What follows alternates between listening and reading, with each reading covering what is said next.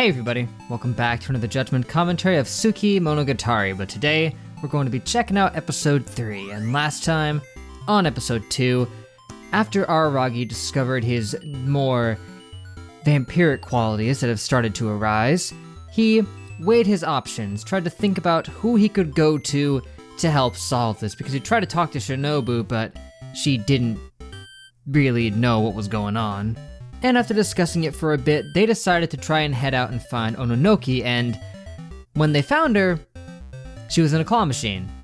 Yeah, she just legitimately was in a claw machine, and they had to, get her out by playing the claw machine. And it took him like 20 shots, but he eventually did get her out, and after that was said and done, he told them of his problem, that he seems to have become a vampire again, and their conclusion was that he had been relying on his vampire powers too much and is now becoming a full-on vampire, just of his own accord, separately from Shinobu. Because of the way apparitions work, because Araragi was going around essentially acting like a vampire so much, he's just starting to really become one. And at first I was thinking, how often has he actually really relied on boosting up with vampire powers in order to try to save the day? And it didn't seem like he had done it too often, except very recently, he had been doing it nearly every day. And that was right before the events of the Nadeko Medusa arc, and yes, I remember now that Nadeko brought it up, that Araragi kept coming every single day to try and get her to turn back to normal, and she would just nearly kill him every single time.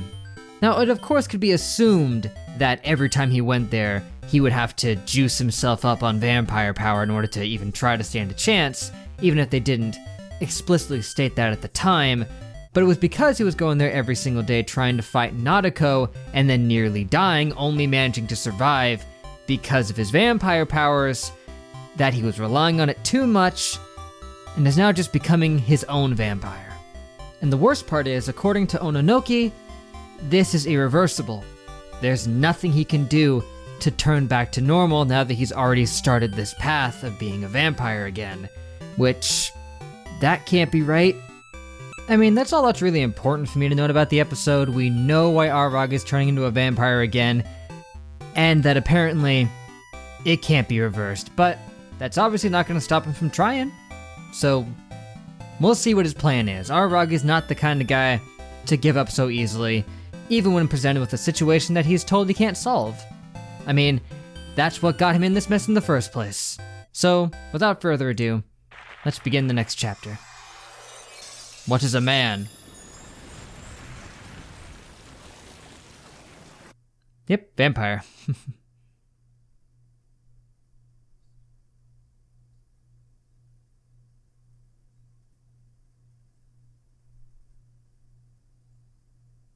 Really?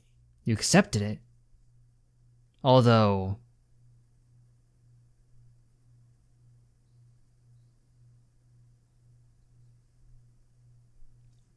it's true.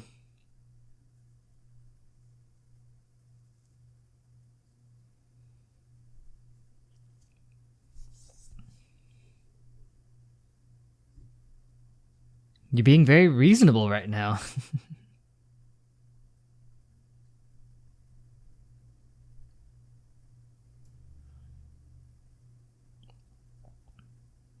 Are you really just content with accepting this, though?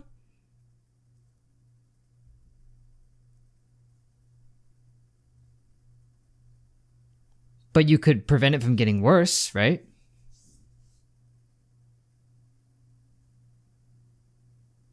Well, that's nice and all, but...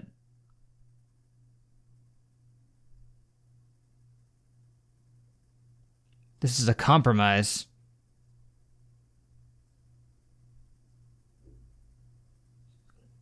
Well, that'll be a little harder. Because that would mean not trying to solve any dangerous problems.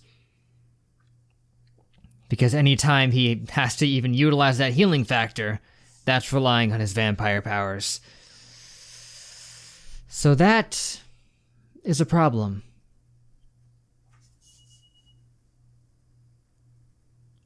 This is an interesting element of his character. He's willing to accept consequences for his actions, but he also doesn't want to accept any scenarios that are harmful. Although, to be fair, that's usually when they're harmful for somebody else. I didn't take that into account, that he doesn't care about consequences for himself. He only cares if they hurt somebody else.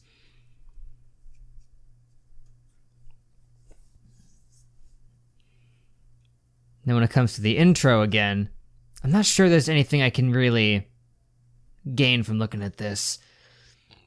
I mean, there's lots of her going through doors and having that weird mirroring effect, but I don't think there's anything I can get out of that.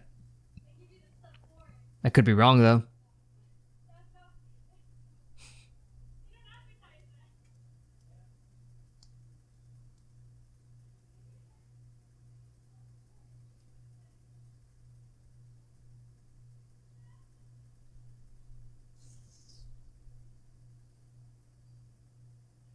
Yeah, I was looking intently that last, 20 seconds.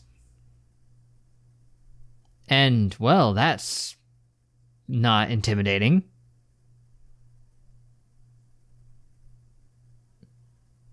Yeah, because that's not really being a vampire as much as it is just being a battery of some kind.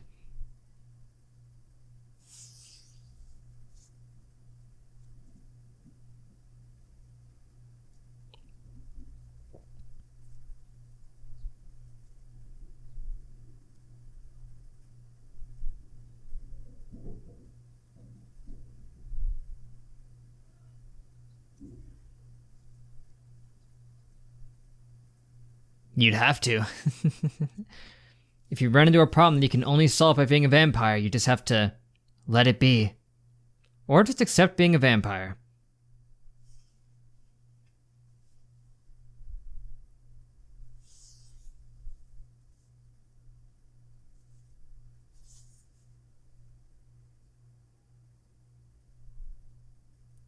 I mean, that is your job, right?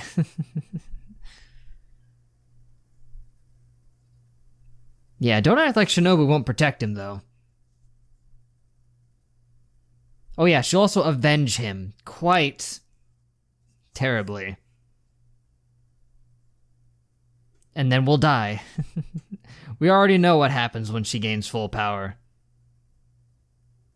And then you'll die.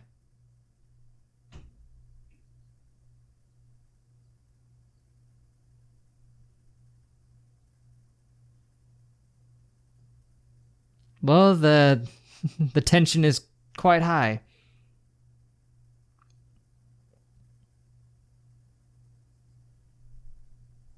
Yes, a best friend. Well, that's the problem. He thinks he's gonna have to break that promise.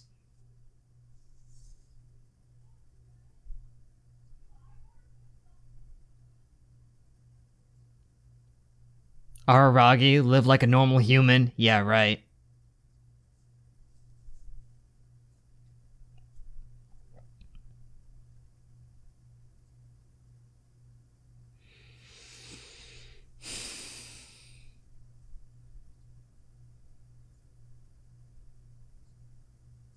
Well, yeah.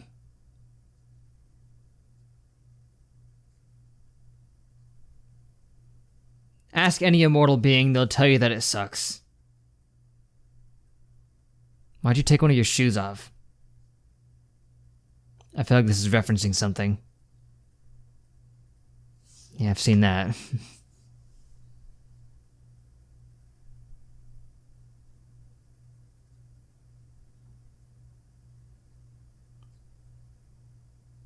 Yeah, pinky swear.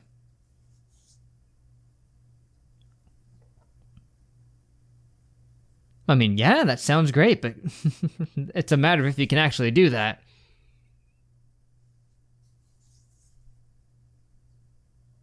I mean, at this point, you have to do it, otherwise everyone in the world will probably die.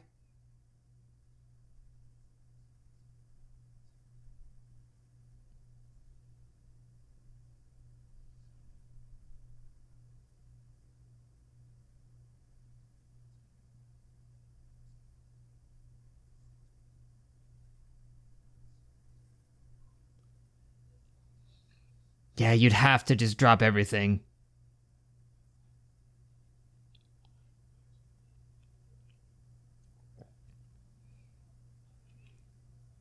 He knows himself well. What the heck is... Oh, I was gonna ask what that was for a second.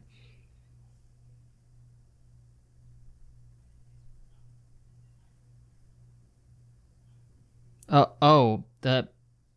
Okie dokie. Why do you gotta do that?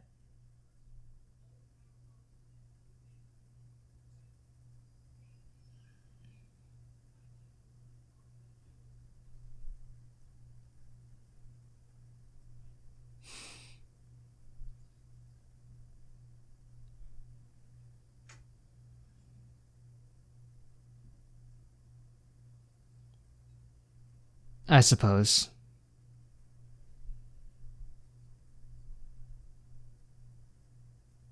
It's quite the price to pay.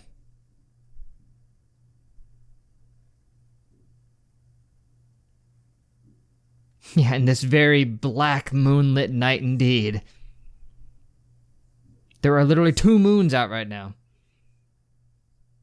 Unless that if there's the sun. Oh no. Not every inch. A few inches can go unchecked, right? Some nooks, some crannies.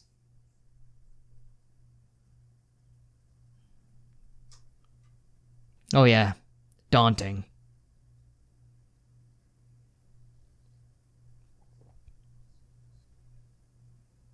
Like that? I think I found my thumbnail.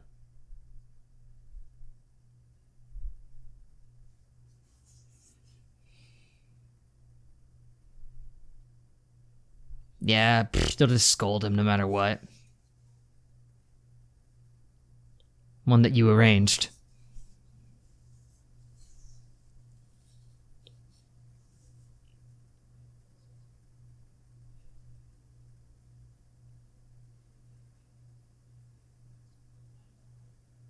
Happy ending.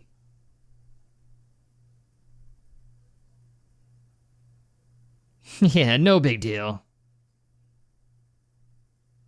He just has to sacrifice the one thing that he does all the time.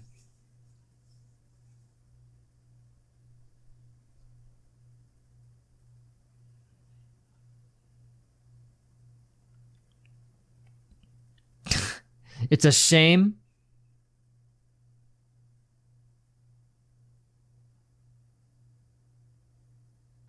Whatever. I can assure you, had you killed him, you would be dead not too long after.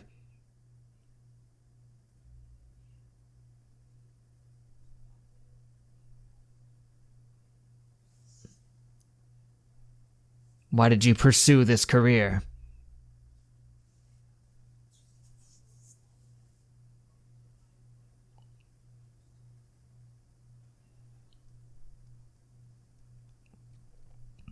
Who says it's bad?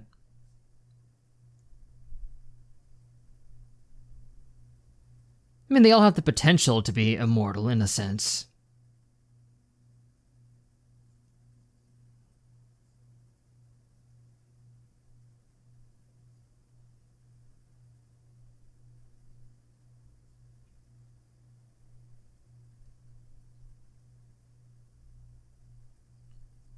I imagine the immortal ones are the most dangerous.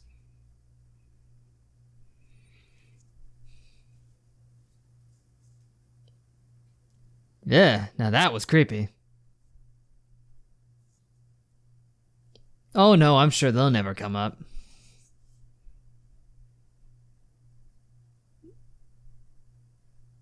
Well, quite the setup. I wouldn't be against that.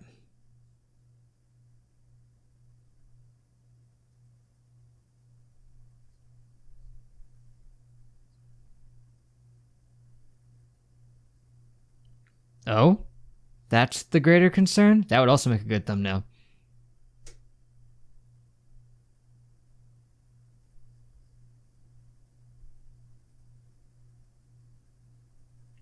Hey, can't you see she's in the middle of something?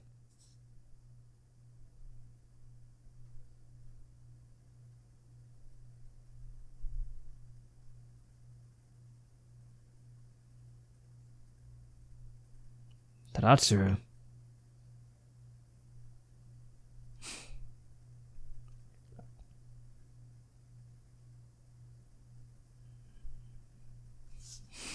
What's the thing?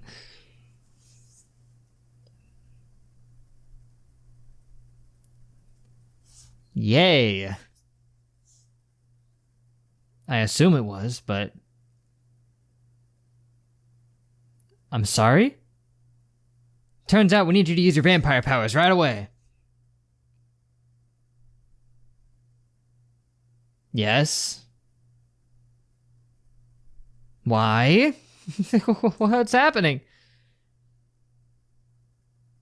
What's that supposed to mean? Right eye. Another happy landing.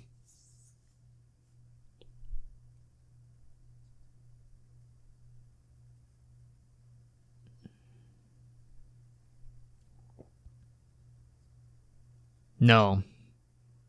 You're weakened.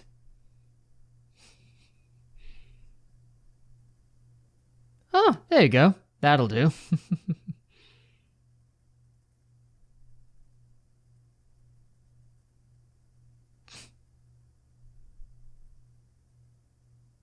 Empty. Yeah, you would think so, but... At least all the books are stacked up.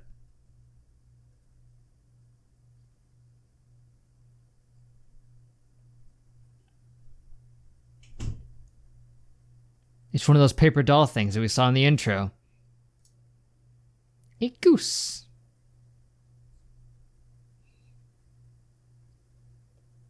I believe the word is origami.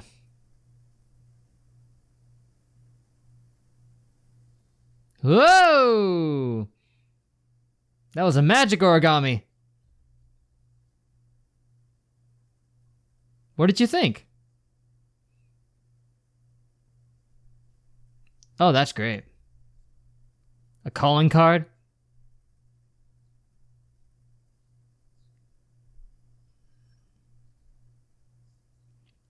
Yeah. What, are they gonna hold him for ransom?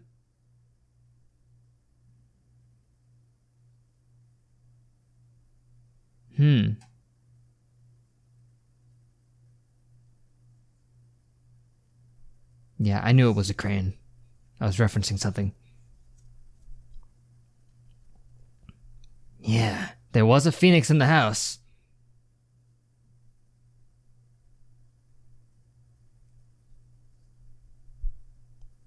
Oh boy.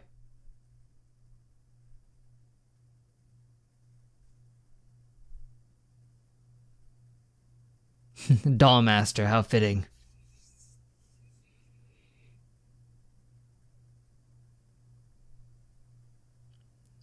Was he the dude you were talking about? What a coincidence.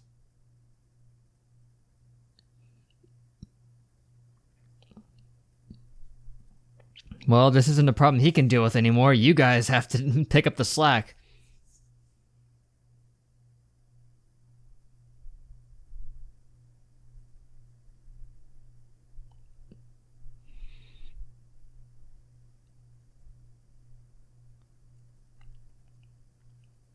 Yeah, I figured as much.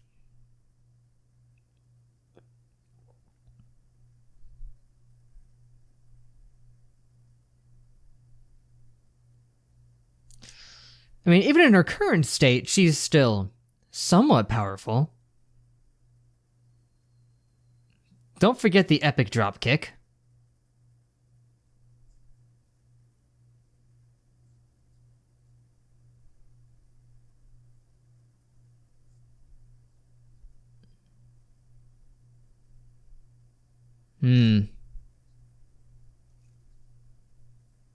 It became a part of you.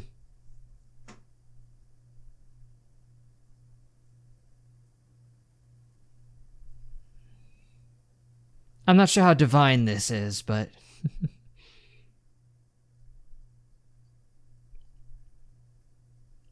This scenery is really nice, by the way. I just have to point that out. Doesn't divine punishment tend to have perfect timing?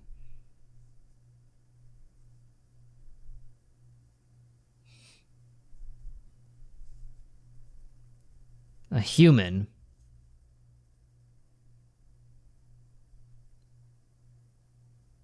That's true. This is quite coincidental, even for divine punishment.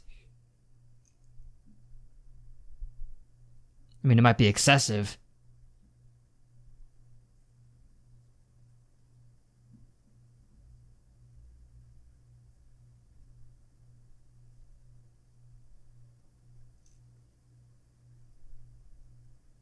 Yeah, like this tower. Hey, I was gonna mention Jenga.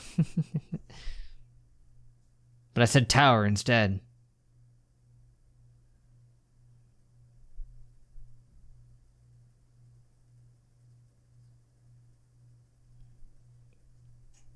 Yeah. The other day.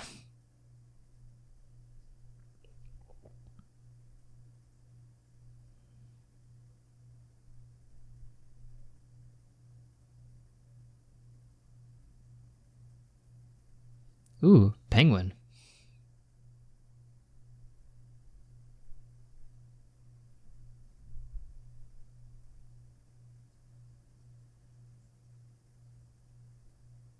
I'm not sure.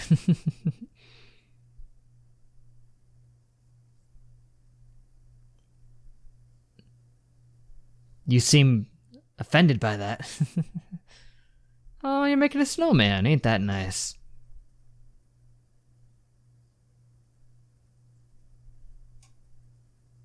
Aesthetics, huh?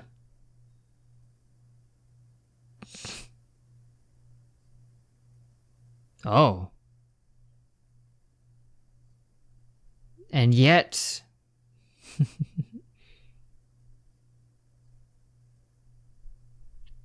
strange. He thinks aberrations are beautiful, but he hunts them down?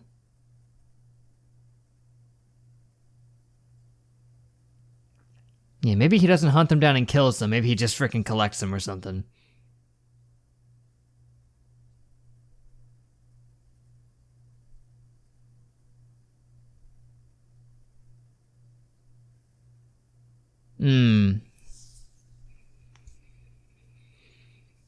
Okay, okay.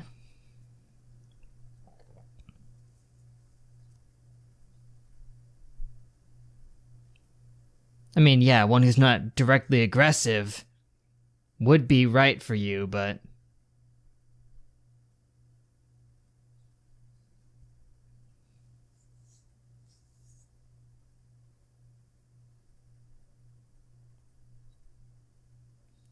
that is what happened.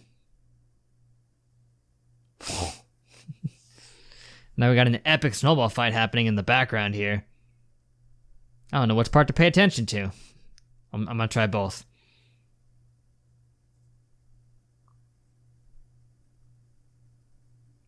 Yeah, she was paying attention to both. Yes, they're just caught in the crossfire.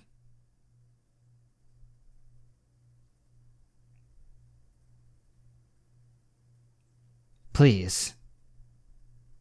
I mean, I know one of the ones he's kidnapped is one of the ones you tried to kill, but...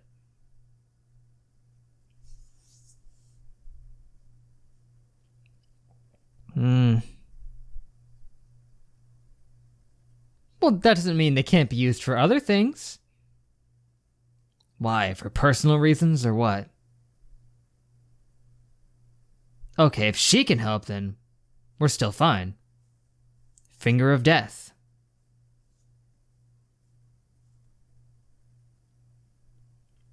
It's the ransom and list of demands.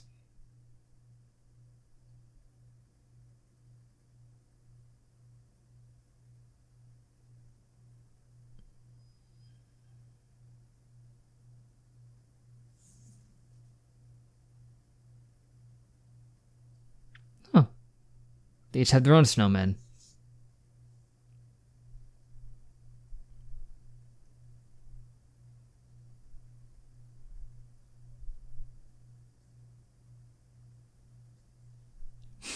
Yeah, it was. Oh. She got made into a snowman.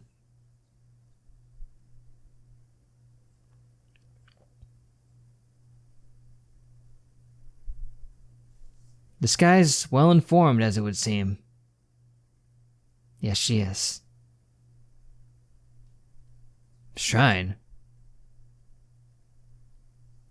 Therefore, just show up whenever. He wants you to show up the second you get the message. So you got, what, 5-6 hours?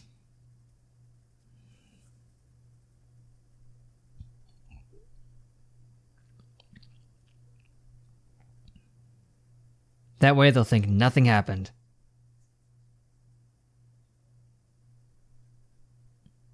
Time is of the essence.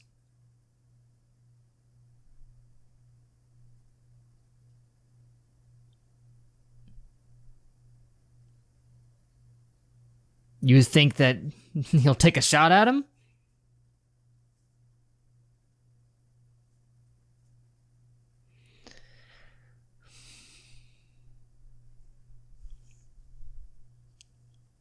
No. Head right in.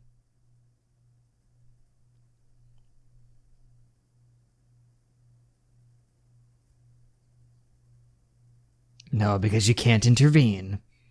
You'll just hang back.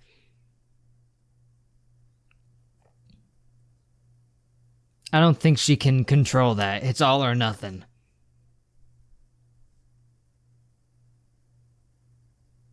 Okay, good enough.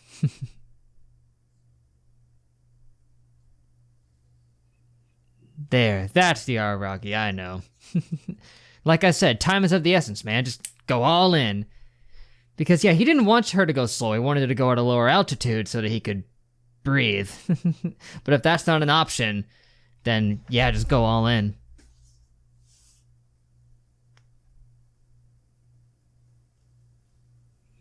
Okay. The perfect setup episode for the last one of Tsuki, where now we've got this mysterious specialist here, the doll maker, as she calls him. So far, he's only made little origami paper dolls, but she said his ideals are that he doesn't care about things that God made. He cares about human-made stuff, like aberrations. By that stretch, you'd think he'd also really love technology, because that's our thing that we made a whole bunch of. I mean, we also made origami paper dolls, so it's not that strange that he would fixate on that from that perspective. But all the same, though, if this dude's a specialist, having Ononoki might not be enough. We've seen what some of these guys can do, and we know Ononoki's tough and all, but she's unfortunately just a mere flunky compared to the real deal.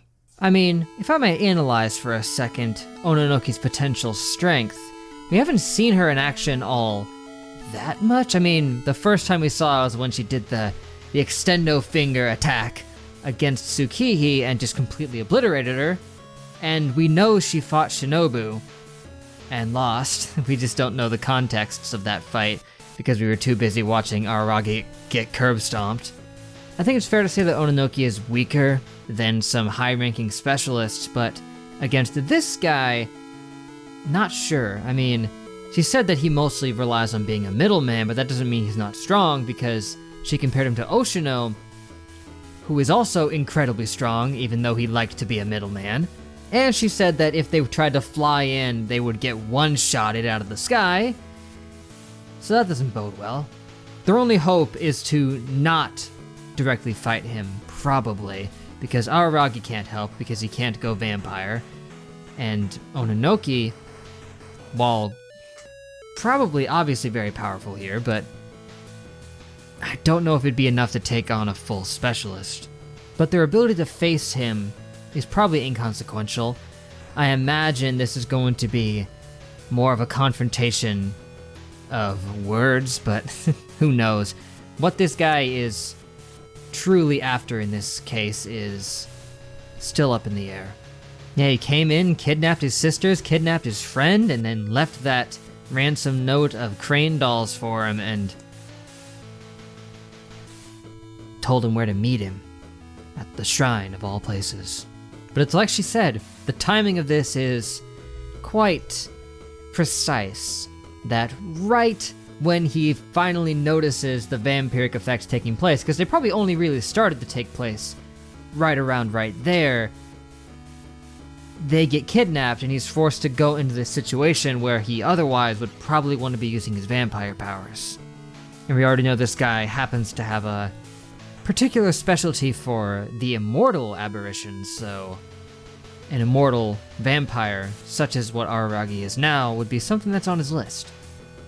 Yeah, I distinctly recall she said the dude was a softie when it came to work, and that he mostly acts on grudges, but if he mostly acts on grudges, what grudge would he have in this case? Either I'm not supposed to know, or I'll have to think back to that one.